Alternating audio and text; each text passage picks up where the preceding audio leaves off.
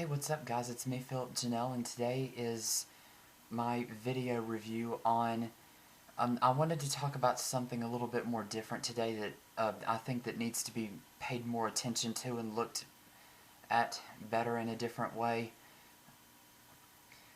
My video today is on self-harm, and I just want to say that for those of you who've seen my video on the 2006-2007 emotional meltdown when I was in 10th grade. You've seen the video for those of you who have been viewing my stuff. But anyways, I have heard of negative things about what people have said about self-harm, but here's the way I see it, both from experience and from being in therapy. A few years in therapy has sort of rubbed off on me, and from what I've learned with coping skills as well. First of all, I want to start by saying that people who say negative stuff about harm, they really need to look more into the situation. Like people who say really mean negative stuff, not just about what the cutting that they're doing, but about the person as well.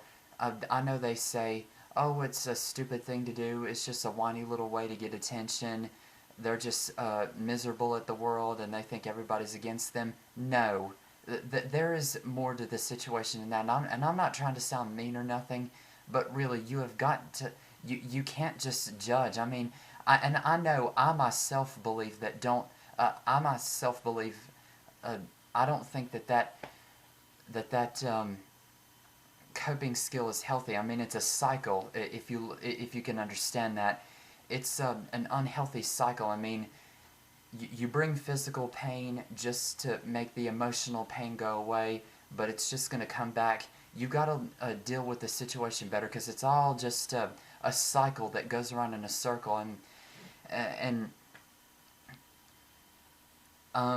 let's see, how can I explain this? If you find better coping skills, better things to do, like to not think about cutting, here's what you should try to do. And first I want to start by saying, people, be the better person.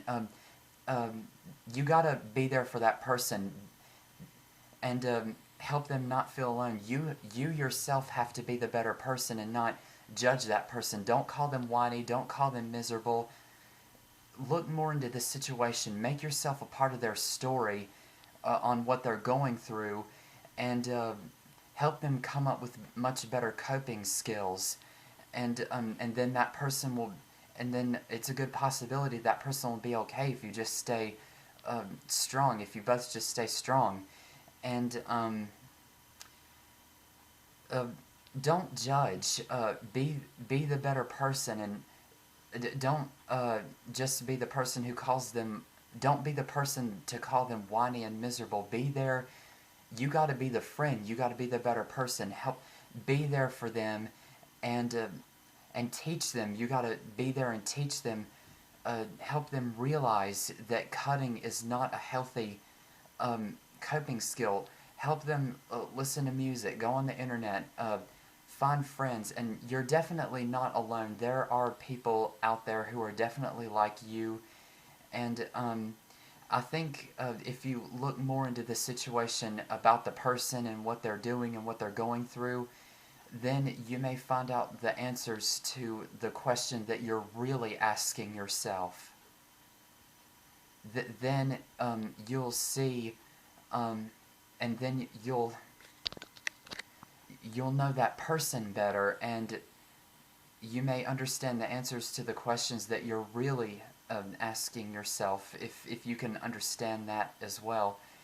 And I myself know, I know what it's like. I had an emotional meltdown in 10th grade, late 2006, and all through 2007.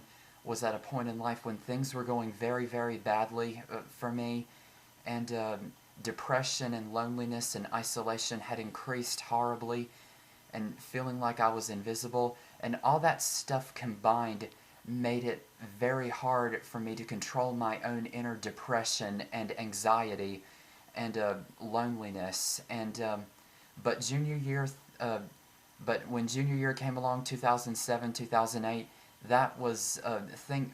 The year had gotten a whole lot better. School had gotten a whole lot better, and I myself would like to be there for other people who has went through the emotional problem that I have, which involves cutting.